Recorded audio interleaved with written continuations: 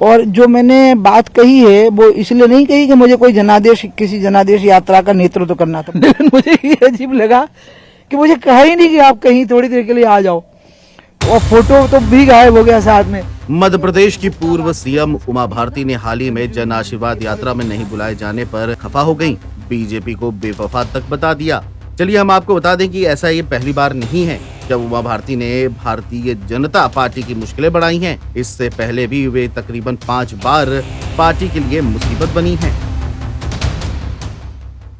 इन दिनों एमपी की राजनीति में एक नाम तेजी से उभर कर आ रहा है और वह है मध्य प्रदेश की पूर्व मुख्यमंत्री उमा भारती। जन आशीर्वाद यात्रा में नहीं बुलाए जाने पर वे खफा हो गईं, बीजेपी को बेवफात बता दिया। वहीं प्रदेश प्रस्तावित विधानसभा चुनाव में सूची भेजकर अपने पसंद के 19 नेताओं के लिए टिकट की मांग कर दी। उमा भारती का ये अंदाज कोई नया नहीं है, पहले भी उनके उठाए गए कदम मध्य प्रदेश की शिवराज सरकार के गले की हड्डी बनते रहे हैं। चलिए हम आपको बताते हैं कि कब कब उमा भारती ने अपनी ही पार्टी भाजपा के लिए मुश्किलें खड़ी कर दी। पिछले दिनों चित्रकूट से शुरू हुई जन आशीर्वाद यात्रा में उमा भारती खुद को नहीं बुलाए जाने से खफा हो गईं। उन्होंने मीडिया के सामने खुलकर कहा कि मैंने 2003 में मध्य प्रदेश में सरकार बनाई थी। 2020 के उपचुनाव में बीजेपी मुझसे प्रचार के लिए मिन्नतें कर रही थी, तब मैंने प्रचार किया। 28 में से 22 सीटें बीजेपी जीती थी। ये सत्य है कि 2008 में 173 और जब मैं पार्टी से बाहर कर दी गई तो 2013 में सीधे 40 सीटें गिर गईं और आई 141, और उसके बाद में 2013 में जब मैं वापस आ गई, 2008 में 141 और 2013 में जब वापस आ गई तो फिर बढ़ गई 160। व्यापम की वजह से हम 118 हार गए बहुत बुरी तरह से, क्योंकि व्यापम की काली मां छा गई और सब संदेह के दायरे में आ गए।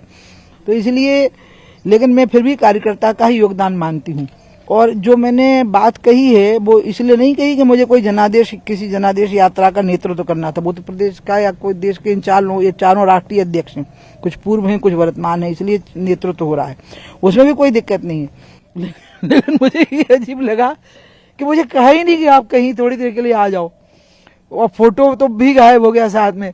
तो ये उपभोक्तावाद की जो संस्कृति है ना, कंज्यूमरिज्म की, ये पॉलिटिक्स में आने लगी है अब, कि इस्तेमाल करो और भूल जाओ। ये मैं भाजपा में तो होने ही नहीं दूंगी।